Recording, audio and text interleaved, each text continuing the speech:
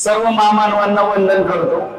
आज आपण सम्राट अशोक विजयादशमी आणि आपला धम्मचक्र प्रवर्तन दिन या मंगलमय दिनाच्या अनुषंगाने इथं आपण वेसाक फाउंडेशनने आयोजित केलेल्या या कार्यक्रमाला उपस्थित राहिलेलो आहे। इथं विचार मंचावर उपस्थित बंतेजी धम्मानंद यांना वंदन करतो। उपस्थित सर्वच समाज बांधव, बंधू भगिनी, विद्यार्थी या सर्वांचं स्वागत करतो। आताच आपण बंतेजींच्या द्वारे धम्मदेशना ग्रहण केली, ऐकली। पंचशील काय आहे आणि कशा पद्धतीने ते आचरणात आणावं, अष्टांगिक मार्ग काय आहेत, ते जीवनामध्ये कसे अनुसरावे आणि आपल्या पारमिता काय आहेत, त्याचं आचरण कशा पद्धतीने असावं याबद्दल आपण त्यांच्याकडून, त्यांच्या मंगलवाणीतून ते सर्व ग्रहण केलं। आणि त्यांच्या बोलण्यामधला जो मला आवडलेला भाग होता की या गोष्टी आचरणामध्ये कशा आणाव्या, याच्यावरती आपल्या समाज बांधवांनी फोकस करणं अतिशय गरजेचं आहे। पहिलाच मुद्दा ज्याच्यामध्ये मी हात घालेल, आता कोणाला वाईट वाटलं काय वाटलं, मला परत नाही बोलवलं तरी चालतंय, ओके वेसाक फाउंडेशन, पण तुम्ही बोलावणार मला माहिती ते कोणतं आपण म्हणलं तरुणांना आवडतोय वगैरे वगैरे। आता ते असंच आवडतोय का कामाने आवडतोय ते तरुणांनीच सांगावं, नाही तर जय भीम म्हणून आवडतोय का बुद्ध धर्माचं काम करतोय म्हणून आवडतोय का समाज बांधवांसाठी झटतोय म्हणून आवडतोय, तर या गोष्टींचा उपयोग तुम्हीच करावा, तो काही मी करण्यामध्ये तथ्य नाही। पहिला मुद्दा आहे, मला सकाळी 8:30 वाजताची वेळ दिली होती, 8 वाजता मी अवेलेबल होतो। मला माझ्या माणसाकरवी सांगितलं गेलं आपली माणसं हळूहळू जमा होत आहेत, बंतेजी आलेले आहेत, माणसं येत आहेत। बंतेजी तुमचं थँक्यू करतो की तुम्ही जे तुमच्या वाणीतून पाजरताय त्याच्या आचरण आहे म्हणून तुम्ही बंतेजी आहात, आणि जे आमच्या वाणीतून पाजरतय, आमच्या विचारांतून पाजरतय त्याच्यावर आम्ही आचरण करतोय म्हणून बहुतेक लोकांना आवडतोय असं मला वाटतंय। मग मी उपाय केला, आता इथं जाऊन काय करू, मी माझा हार घातला असता, वंदन केलं असतं बाबांना आणि बसलो असतो साईडला। मग मी बाकीची कामं उरकली 2-3 या परिसरातली आणि मग इथं आलो। माझे समाज बांधव वेळेचा सदुपयोग करायला शिकले पाहिजे। वेळेचा सदुपयोग याच्यासाठी की जो माणूस वेळेची व्हॅल्यू करणार नाही, जीवनामध्ये त्याची प्रगती नाही।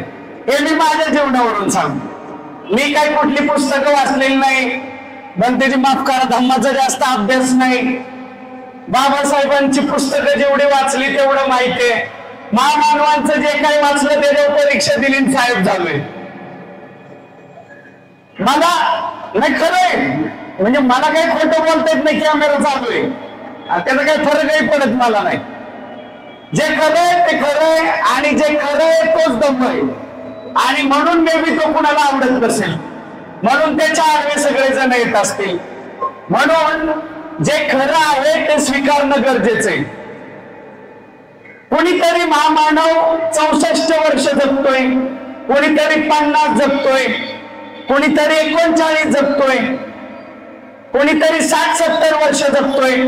हे जे काही मी त्यांची वय सांगितले याच्यावर ते महामानव कोण आहे हे ज्यांना माहिती आहे त्यांचं धन्यवाद। मी नावं घेतलेली नाहीये, ज्यांना त्यांची वय माहिती आहे त्याच्यावर त्यांनी ज्यांचा गेस केलाय त्यांचं मी इथं सर्व उपस्थितांचं धन्यवाद देतो। 50 वर्ष जगलेल्या माणसाच्या नावाने जर एखाद्या राज्याचा गवगवा होत असेल तर तो राजा किती ग्रेट असेल। 64 वर्ष जगलेला माणूस जर ही पृथ्वी 64-65 लाख वर्ष जगली आणि पुन्हा जसा डायनोसॉरच्या वेळी उद्रेक झाला होता तसा उद्रेक झाला, पृथ्वी टॉपल झाली, उलटी पालती झाली आणि मग पुन्हा कधीतरी पाण्यामध्ये एखादा सजीवाचा अंश निर्माण झाला. त्याच्यानंतर मग हळूहळू सरपटणारे प्राणी, 4 पायावरचे प्राणी आणि मग 2 पायावरचा मेंदू असलेला माणूस नावाचा एखादा विचित्र प्राणी जेव्हा पुन्हा जन्माला येईल, तेव्हा तो कलिंगम सारखा कोणीतरी पुन्हा उत्खनन करेल आणि उत्खनन केल्यानंतर ज्या माणसाच्या सर्वाधिक मूर्त्या आणि पुतळे सापडतील त्याला तवाची पिढी देव म्हणेल आणि तो माणूस म्हणजे भारतरत्न डॉक्टर बाबासाहेब आंबेडकर. ऐका ना, तारावाचं उदाहरण नाही दिलेलं. त्यांचं जीवन 64-65 वर्षाचं. तुम्ही म्हणता 1891 ते 1956. त्या जीवनामध्ये त्यांनी वेळेचा सदुपयोग ज्या लेवलला जाऊन केला, त्यामुळे त्या माणसाने त्याला त्या जीवनामध्ये मिळालेल्या 24 तासांना 120 तासामध्ये बदललं होतं. असं वाटत नाही का? आपण म्हणतो 18 तास अभ्यास करायचे. आता आम्ही पहाटे किती वाजता उठलो माहित नाही. बरं, उठले असतील तर घरातला पुरुषच इथं आलेला दिसतोय. 21-25 महिला सोडल्या तर त्या महिलांचं अभिनंदन. मग तुम्ही म्हणाल की घरातल्या जबाबदाऱ्या लेकरं होती, त्यांना मॅगी बनवून कोण देणार? भाकरीन भाजीचं तर जमाना गेला नाही, शॉर्टकट कार्यक्रम चालू आहे. आणि मग त्या वेळेचा सदुपयोग तुम्ही अशा दिवसांमध्ये जर सांगत असाल की आम्ही आमचा घर परिवार संसार चालवण्यासाठी या गोष्टी करतोय, तर मग इतरांना दोष देण्यामध्ये अर्थ नाही. कारण इतर दर रविवारी त्यांना जिथं जायचं तिथं जातात, दर पंचमीला अष्टमीला जिथं जायचं तिथं जातात. तुम्ही रविवार तर सोडो, माझ्याकडे माणसं येतात, सर आपल्याला आपल्या समाज मंदिराचा जीर्णोद्धार करायचाय, उद्धार करायचाय, बांधकाम करायचंय, पत्रा टाकायचंय, शेड बांधायचंय, त्याच्यावर स्लॅब मारायचंय. दर रविवारी पूज्य घंटेजी भिक्खू संघ आपल्याला धम्म शिकवणारी सगळी ज्या पद्धतीने आपल्याला किमान रविवार द्या, किमान तो रविवार सुद्धा माझा समाज येताना दिसत नाही. आज माझं वैशाख फाउंडेशन वरले प्रेमी म्हणून आलेलं नाही. मला माझ्या समाज बांधवांसाठी जिथं जाता येईल तिथं जात असतो, 2 शब्द सांगत असतो. ऑथेंटिकेट कार्यक्रम आहे ना, म्हण आहे ना आपली मराठी माणसांची, सोनाराने कान टोचले दुखत नाही. आता तुमच्या समाजातलं मी सोनार झालोय असं यांना वाटतंय आणि म्हणून त्यांनी मला बोलवलंय. मी इथं अर्धा तास बदलणारच जाणार. आज दसरा आहे, विजयादशमी आहे, आज गांधीजींची जयंती आहे, शासकीय सुट्टी आहे. ऐका नाही काही, बघा तुम्ही कॅलेंडर मध्ये लाल तारीख आहे आणि या लाल तारखेला मी, माझी बायको आणि पोरगी हे नाही फिरायला गेलो असतो. मजा कराय कुठं तर तिकीट काढलं असतं, कुठंतरी हे प्ले स्टेशन बिशन लई तयार झाले, लहान बाळांना खेळवायला इकडं तिकडं, ते करू शकलो असतो. परंतु मला माझ्या बापाने जो संदेश दिलेला आहे तो फक्त इथून बाउन्स होऊन मागे गेलेला नाहीये, त्याला फोडलंय त्या संदेशाने आणि तो त्या मेंदूत गेलेला आहे. एवढ्या लेवलला रुजलेला आहे की मी रात्रंदिवस माझ्या या समाजासाठी काम करत असतो. आणि याची प्रचिती जे मला येऊन भेटलेले असतील त्यांना आलेली असेल. इच्छा एवढीच आहे की तुम्ही लोकांनी प्रत्येकाला त्या लेवलला जाऊन जरी वागता आलं नाही. मी काल इंदापूर तालुक्यात होतो, महार रेजिमेंटचा स्थापना दिन होता. पुण्यातही बऱ्याच ठिकाणी इन्व्हिटेशन होतं, पण 4 वर्षापासून ते माझ्या मागावर होते आणि बनतेजी त्यांना मी नाही बोलू शकलो नाही. हा नासूर नाही, त्याला माझं थोडासा माझा त्यात लोभीपणा पण होता. ज्या गावामध्ये कार्यक्रम होता ते माझं गाव आहे. माझं गाव म्हणजे मी इथं जन्माला आलो, झोपडपट्टी तिथं कमेल्यावर कोंडव्यात. पण माझा आजा आणि बाप त्या गावचे.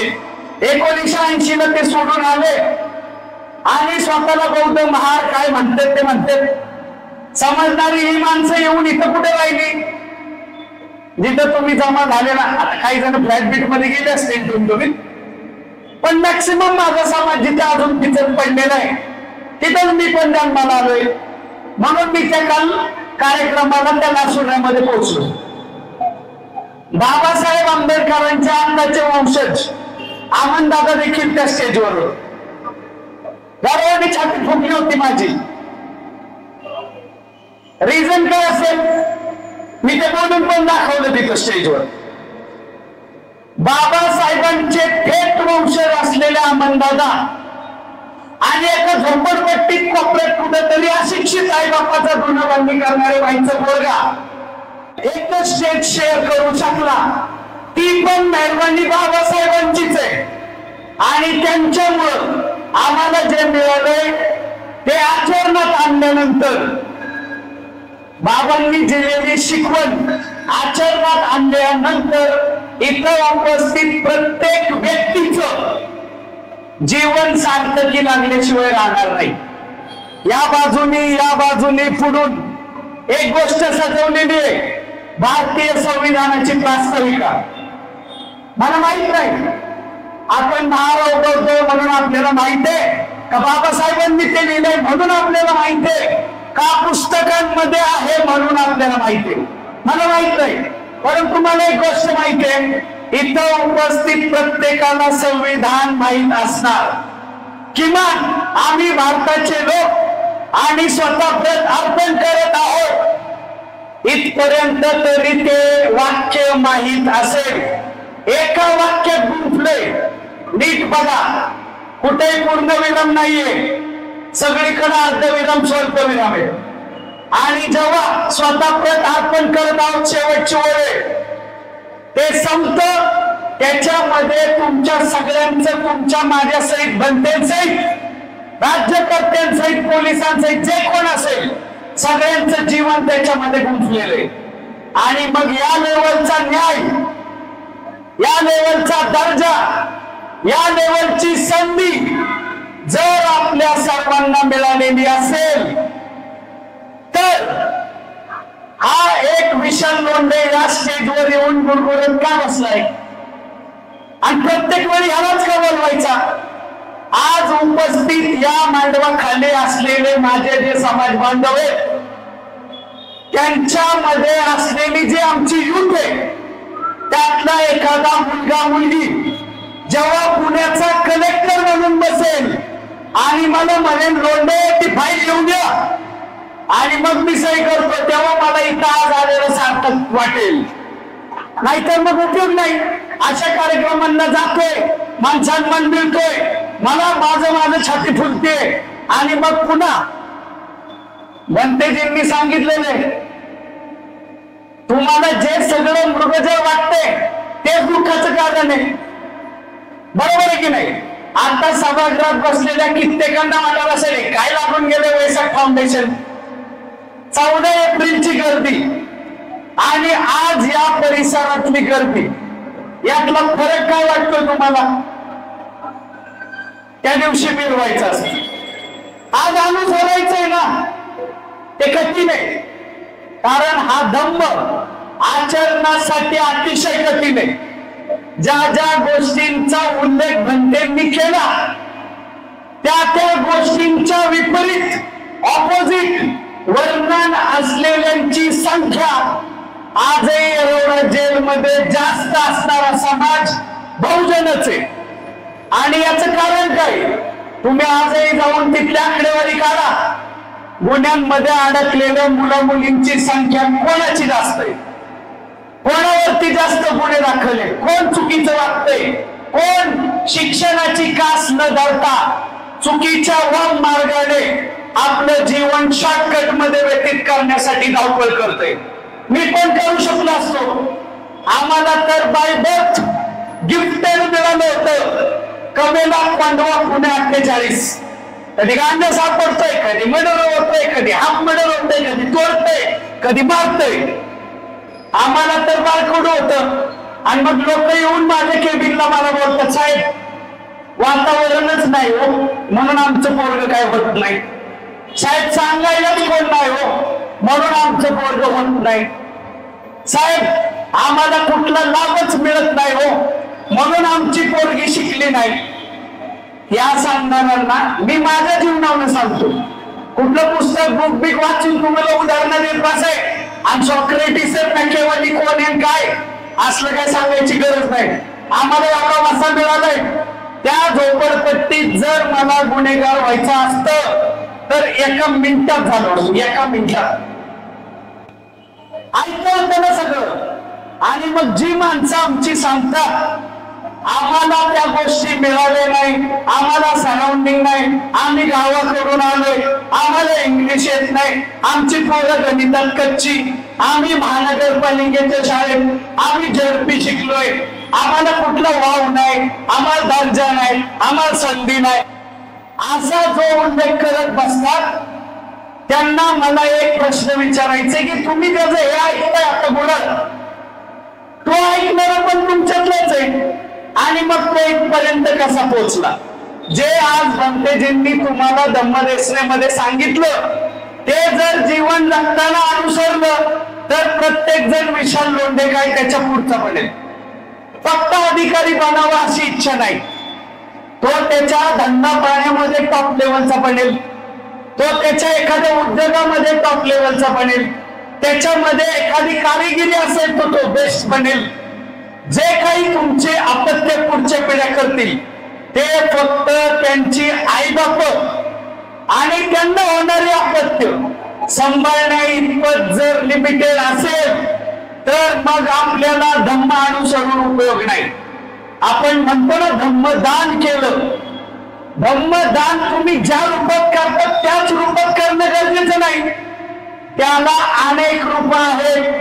तुमच्या जन्माला आलेला हा पोरगा मी काय मला नोकरी लागली नाही समाजसेवा करायला असली भानगड नाही. बाबासाहेब म्हणले होते उपाशी पोटी असलेला कार्यकर्ता कधीही चळवळ करू शकणार नाही आणि या चळवळीला पुढे नेऊ शकणार नाही. मी ज्या पद्धतीने माझं जीवन घडवलं पोटा पाण्याचा प्रश्न सुटला. आपण म्हणतो ना जीवन जगण्यासाठी आवश्यक समाजाने जे बांधून दिले. आता मला सांगा सहाय्यक आयुक्त सायकलीवर ऑफिसला गेला पर्यावरणासाठी भारी आहे पण समाजात म्हणते ना ऐकाय सहाय्यक आयुक्त भिकाला आहे. समाज म्हणतोय म्हणून मला गाडीत जावं लागतं नाही तर मी चालत जाय तयार आहे म्हणते. समाजाने बांधून दिलंय. सहाय्यक आयुक्त फाटक्या कपड्यात आला. समाज म्हणते काय म्हणून आला एक सहाय्यक आयुक्त त्याला कळतं का नाही आमचा समाज रिप्रेझेंट करतोय.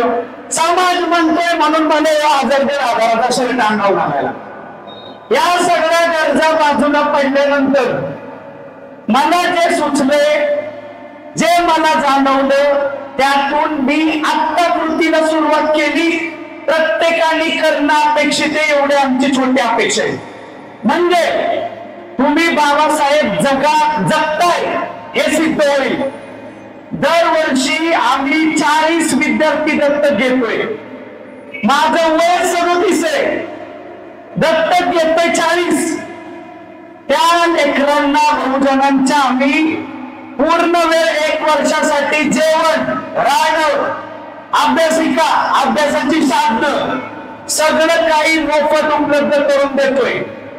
ही लेकरं आणत नाहीयेत गोरगरीब बहुजनांची. आम्ही त्यांना दत्तक घेतले. उद्याचे फुले शाहू आंबेडकर शिवाजी महाराजांच्या विचारांनी काम करणारे IAS IPS बनवण्यासाठी. कारण आम्हाला आमच्या बापांनी सांगितले शासन करती जमात बना आणि मग त्या शासन करती जमातीची व्याख्या नेमकी तुम्ही काय करताय याच्यावरती तुम्ही किती ज्ञानी आहात हे सिद्ध होईल. जेव्हा तुम्हाला 1950 ला 26 जानेवारी 1950 ला जो दर्जा प्राप्त झालेला आहे त्यानंतर बहुजनांमधला जो जो व्यक्ती मागास राहतोय तो त्याच्या जीवनामध्ये कमी पडणं हे स्वतः सिद्ध तुम्ही केलेलं आहे आणि हे तुम्हाला मान्य करावं लागेल. तुम्ही म्हणाल सर प्रत्येकाचा मेंदू त्या लेवलनी चालत नाही. मी म्हणलं ना प्रत्येक जण कलेक्टर बनूच नका गरज पण नाही. ज्या ज्या पद्धतीने तुम्हाला स्वतःच जीवन घडवता येईल आणि ते जीवन घडवल्यानंतर तुम्हाला जेव्हा वरून पाहताना आपला समाज दिसेल, तिथं जेव्हा जेव्हा तुम्ही समाजामध्ये कोणाची तरी मदत कराल, तो दिवस तुमच्या जीवनामधला खरा दम्म उपासक झालेला दिवस असेल असं मला वाटतं. काल त्या व्याख्यानामध्ये बोलताना सुद्धा मी एका गोष्टीचा उल्लेख केला. मी स्वतःची इथं मिरवली, तुम्हाला सांगितलं मी 40 मुलं दत्तक घेतले आणि त्यांना आम्ही UPSC प्रिपरेशन करवतोय आणि त्या अनुषंगाने समाजामध्ये आमचा खालीचा वाटा उचलतोय. पण 500 रुपये मजुरीवाला मजूर आमच्यातलाच जेव्हा समाजासाठी 50 रुपये खर्च करेल, तेव्हा या विशाल लोंढेला तो माझा मजूर बांधव या विशाल लोंढेपेक्षा मोठा आहे असं वाटतं. आणि ही गोष्ट सर्वांनी उराशी बांधावी की आपण स्वतःच जेवढं पाहत जगत असतो, तेव्हा आपल्या आजूबाजूला असणाऱ्या दीन दुबळ्यांना, दुःखी माणसांना मदत करणं गरजेचं आहे. आणि ती शिकवण आपल्या धम्माने दिलेली आहे. आपल्या गरजेपुरतं आपल्या जवळ ठेवा आणि ते इतरांच्या सुखासाठी तुम्ही वाटा. आता सुख म्हणजे नक्की काय असतं असं वाक्य सरांनी आपल्या भंतेंनी वापरलं, ते धम्मामध्ये क्लिअर सांगितलेलं आहे. पण आजही आपला समाज अशा बाबींच्या, अशा रूढींच्या, अशा परंपरांच्या मागे याचं द्योतक आहे की आजही आपली माणसं अशा सगळ्या गोष्टींच्या मागे आहेत आणि तेच त्यांच्या दुःखाचं कारण आहे. दुःखाचं कारण मुळात समजलेलं नाही, त्यामुळे त्याच्यावर असलेले उपाय करू शकत नाही. आणि तो अष्टांगिक मार्ग एवढा टफ आहे की तो खरं पालन करणारा व्यक्ती भंतेजी मला वाटत नाही इथं अवेलेबल आहे माझ्या सहित. तुम्हाला वाईट वाटलं तर वाटू द्या, मी माझ्या सहित म्हणतो बाबा.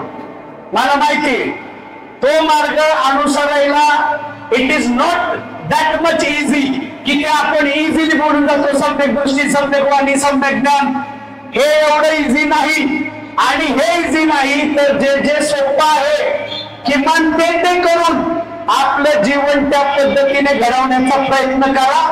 आणि तुम्ही 1950 नंतर समान दर्जा असलेली माणसं जर या बाबी आपण करू शकलो नाही तर निश्चितच भारतरत्न डॉक्टर बाबासाहेब आंबेडकरांनी जे स्वप्न पाहिलं होतं, त्यांच्या स्वप्नातला जो भारत होता तो निर्माण व्हायला आणखी कित्येक पिढ्या जातील.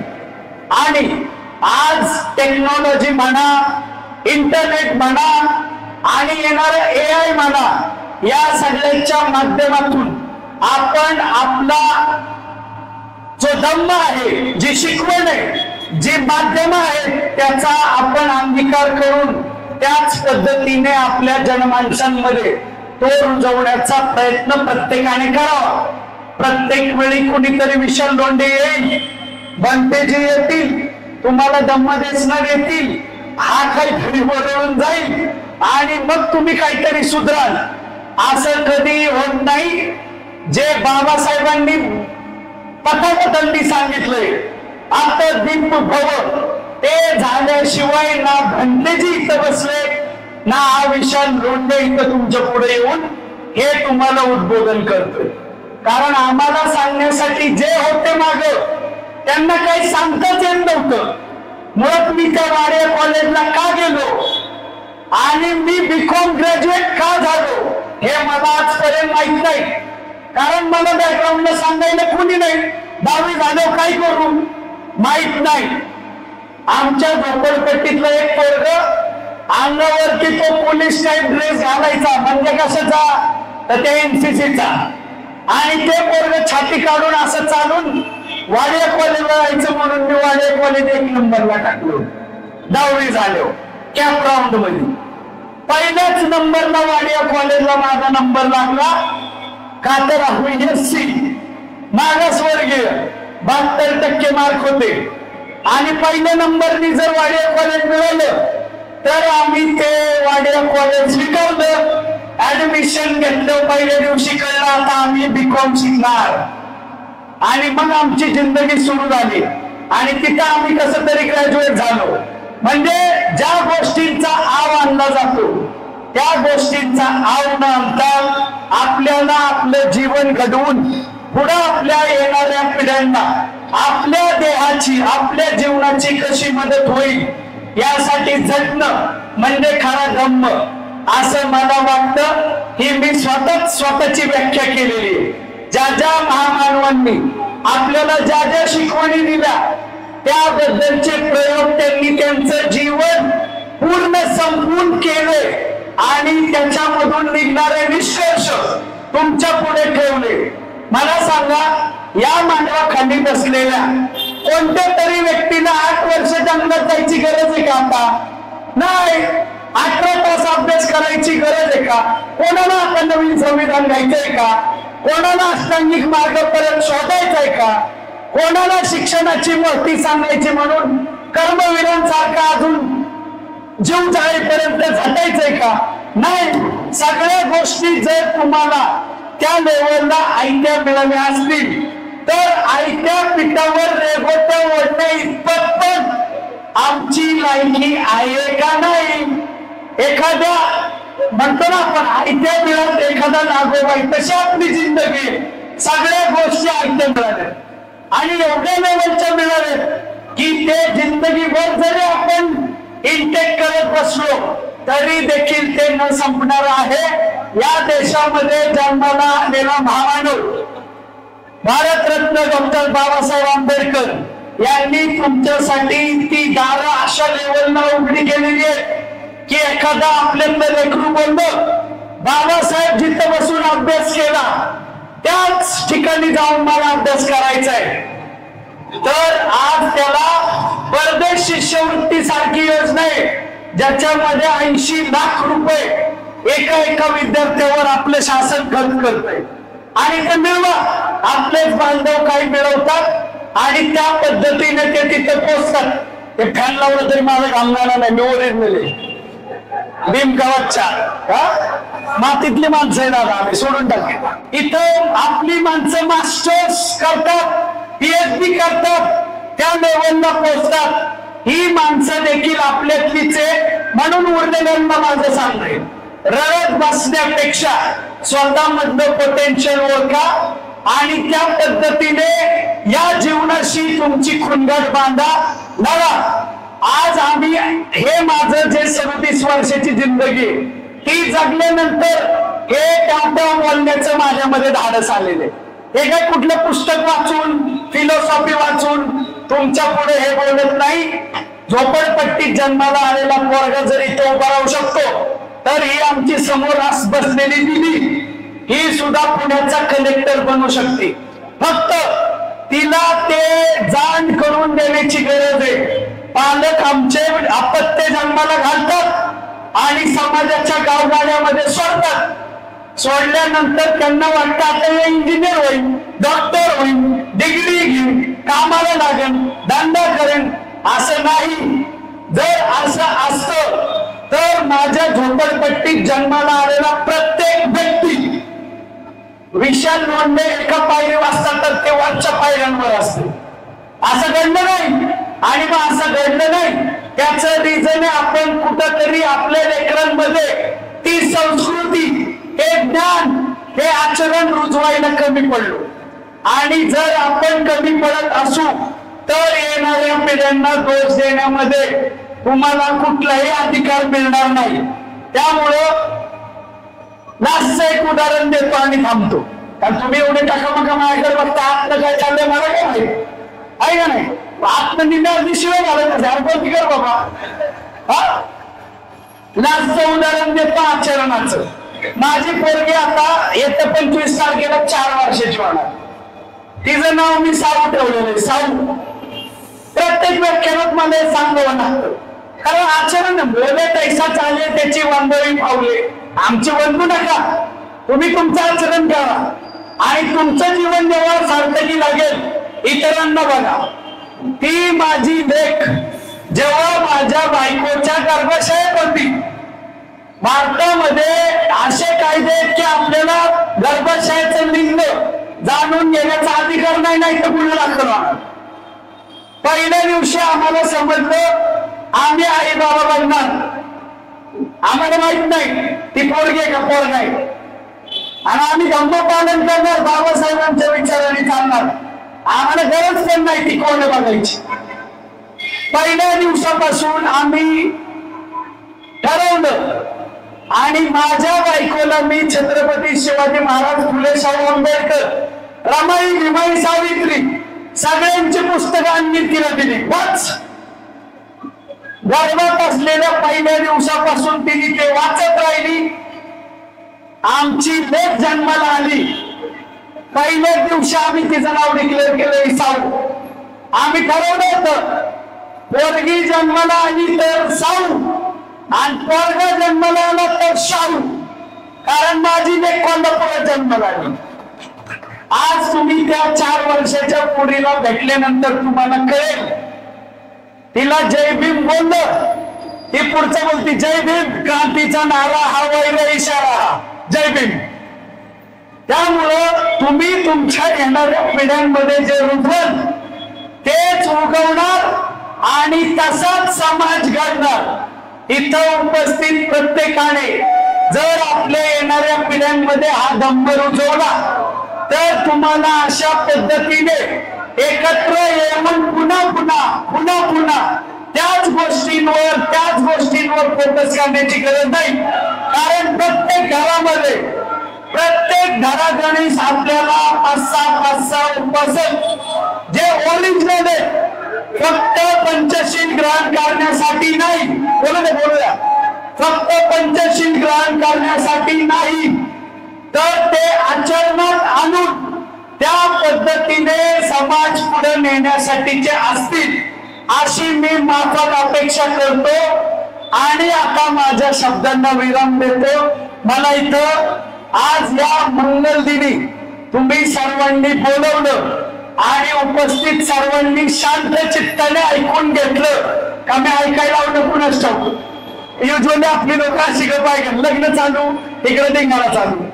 त्यामुळं तुम्ही सर्वांनी ऐकून घेतलं त्याबद्दल तुम्हा सर्वांचे आभार मानतो आणि संयोजकांचे विशेष आभार मानतो. बनतेंना पुन्हा एकदा वंदन करतो आणि माझ्या वाणीला विराम देतो. धन्यवाद. जय भीम, जय शिवराय.